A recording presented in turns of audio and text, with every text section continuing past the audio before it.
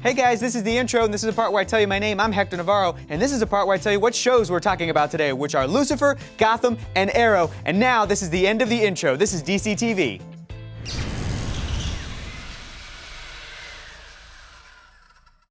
First up tonight, here's a sneak peek of a brand new episode of Lucifer. Not peony, penis. Penis. Yeah, sure, I'll hold. Vic is Francis Hoffman, time of death roughly 9 a.m. Husband's on his way now.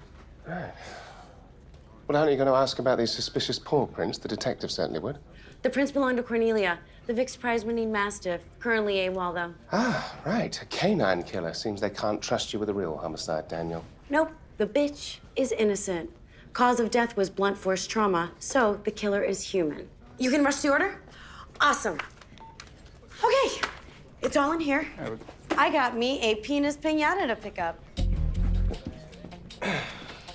Right, well, by now the detective would have formulated a working theory, so... Listen, dude, I know you're going through stuff with this whole Chloe getting engaged thing, but I can't have you second-guessing my every move. Chloe has her reasons for making the decisions that she makes, and I have mine. Only one of us can be detective. You're right. There. That is the perfect way to understand the detective. I'm going to take the lead and be her. Right.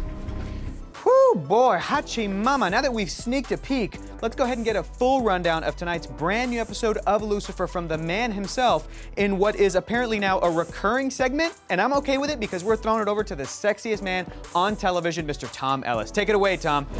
That's terribly kind of you, Hector.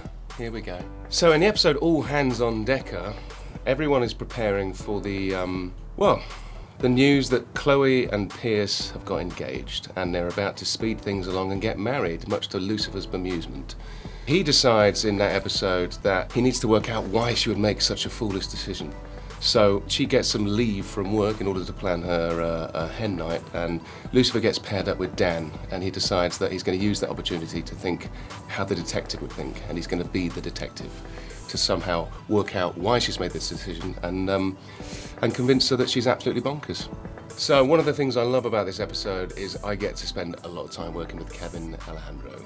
And there's some classic Lucifer scenes, and possibly one of my favourite comedy reveals that we do in this scene involving myself, Kevin, and a dog. Thank you so much, Tom. Thank you so much. And apparently we're going to see you next week. We're going to see him next week. I'm getting head nods from behind the camera. We will see you next week, and be sure to catch a brand new episode of Lucifer tonight.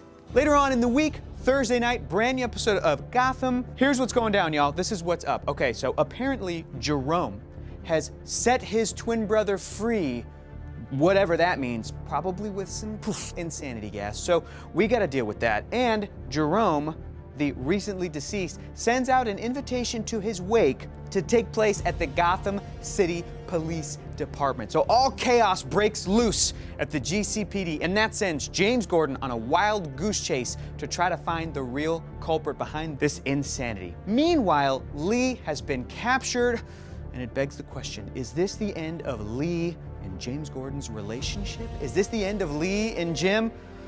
You're gonna have to tune in to find out. Plus, one of Bruce's friends goes a little bit paranoid, which leads to some behavior that Bruce has to sort of keep his eyes on. So, I mean, this poor guy, he has to deal with all of this, and he will eventually become Batman. But in the meantime, the ending of Thursday night's episode of Gotham is going to leave your jaw on the ground and force you to have to pick it up and yourself because you're attached to your jaw up off of the floor, and you're gonna be gasping and shocked because it has an ending that I, Hector, guarantee you will not see coming. Put that sticker up there. Boom! That Hector guarantee. I'm gonna tell you what right now, that's gonna leave you not knowing which way's which, because I'll tell you right now, brother, you're not gonna see that coming a mile away. So that's what's happening in Gotham.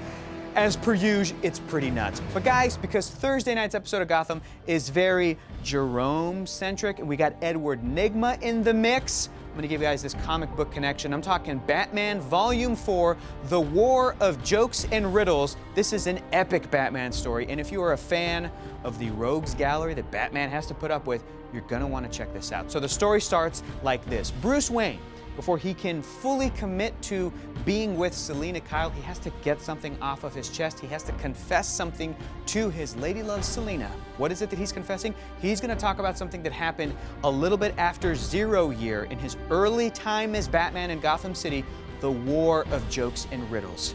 And Selina's got her cat ears perked up because this thing has an ending that is, it's pretty huge to Batman mythos. But here's what's going down. Back in the day, Edward Nygma, aka the Riddler, was being used and held captive by the GCPD to help them solve problems. Sound familiar? Right. And at the same time, for whatever reason, right now, in history, the Joker can't laugh. And if you thought that the Joker laughing was terrifying, the Joker not laughing is kind of messed up. So the Riddler escapes from the GCPD, confronts the Joker, and they both come to blows and realize, you know what? This city is not big enough for the both of us. We've either got to have a Gotham full of jokes or a Gotham full of riddles. There's a little bit of crossover, and neither one of these two dudes can really accept that. So they set up a challenge. The first one to kill the Batman is going to run the Gotham underworld. I mean, this is a war between the Riddler and the Joker, and they draw a line in the sand, and every criminal working in Gotham, supervillain all the way to, nameless thug, they're gonna have to pick sides. And Batman is caught in the middle.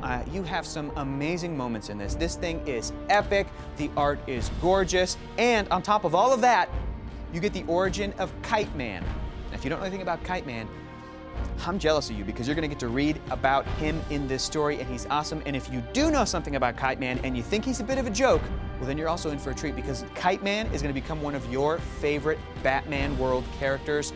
I Hector guarantee it. Throw that up there again, Hector guarantee you're gonna enjoy yourself some Kite Man. So be sure to check out Batman Volume 4, The War of Jokes and Riddles, and as always, do not miss the insanity that is Gotham Thursday night. Here's what's going down in a brand new episode of Arrow on Thursday night. Mayor Queen has been impeached, which means that the fate of the Green Arrow is up to the hands of the Star City justice system.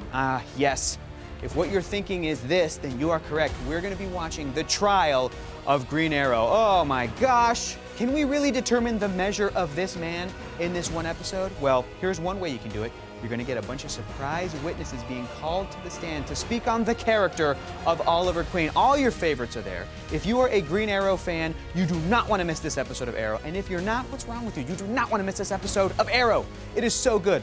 But Oliver, he's really freaking out because he doesn't know if he's going to lose everything in his quest to save Star City, because all of his stuff is getting put on blast. And I mean, they're airing that dirty laundry. It's all gonna be up there on display.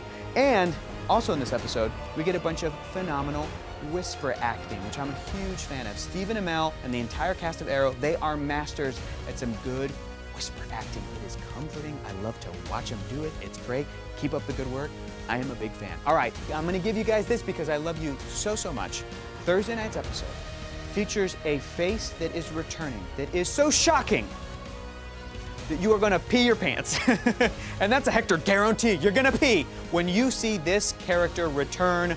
All of you Arrow fans, this is a must-watch episode. And all of you people that are not Arrow fans, what's wrong with you? This is a must-watch episode. You have to watch it. Okay, because we're getting real deep down and dirty. This is the nitty-gritty of Oliver Queen. I'm gonna give you guys a comic book connection, and here's what it is. It is Green Arrow Volume 3, The Trial of Oliver Queen. Some classic Mike Grell Green Arrow action. This stuff is awesome. It's got everything. It's got Green Arrow saving a cat out of a tree, literally, and it's hilarious. It's got Green Arrow kicking the crap out of a Nazi, because that's what you do to Nazis. You beat the crap out of them. And he's got a great line when he does it. He goes, hey, wait a minute. This street is Broadway, not Jerk Street, and then proceeds to kick the crap out of this Nazi. And that's one of my favorite lines from any comic book ever. But the meat of the story revolves around this incident that happens. Green Arrow, at the end of the day, he is a vigilante, and he accidentally hits an innocent kid with one of his arrows.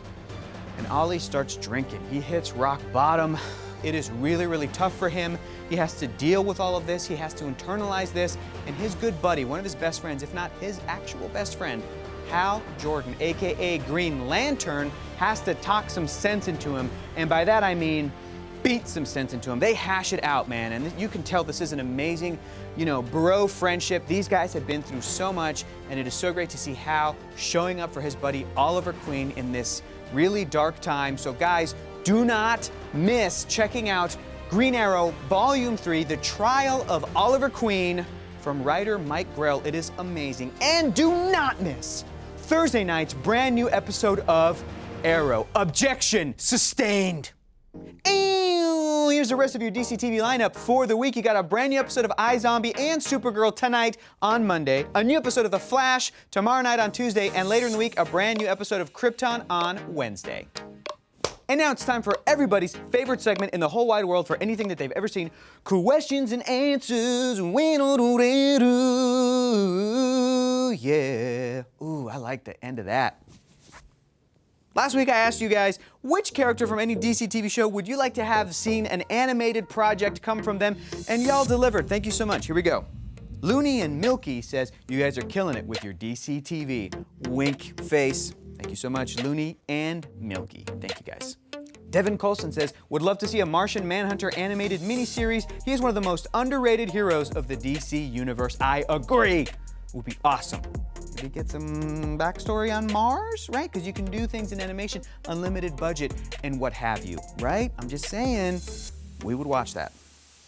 Sarah Sharp says, as far as I've seen online, I think I can speak for the majority of the Flash fandom when I say that we want a Vibe Gypsy spinoff chronicling their adventures in the multiverse. These two have so much potential.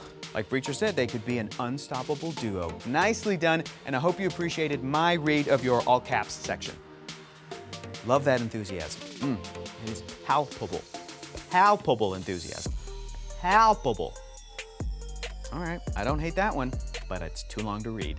Chunga251 says, we really need to get Legion of Doom cartoon show voiced by Neil McDonough, Matt Letcher, and John Barrowman. They were absolutely amazing in the second season of Legends of Tomorrow, and they deserve their own show. I agree. If we could get a little nod to the old animated Legion of Doom, too, that would be awesome. There's a bunch. Everybody's answering. Everybody's answering.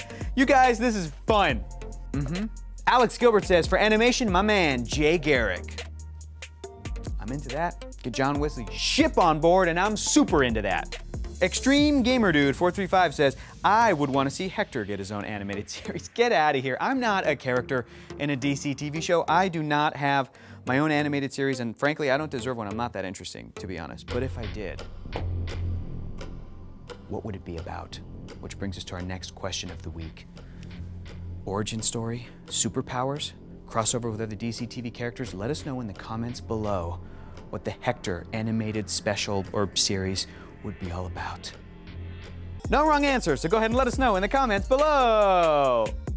Guys, not even the lasso of truth could squeeze one more iota of information out of me about this week's programs. That's it. I've said all I can say, but you can get a full rundown of each of the episode's most important moments from our friends at the hashtag DCTV Couch Club over on DCComics.com. We'll see you guys next week. Bye.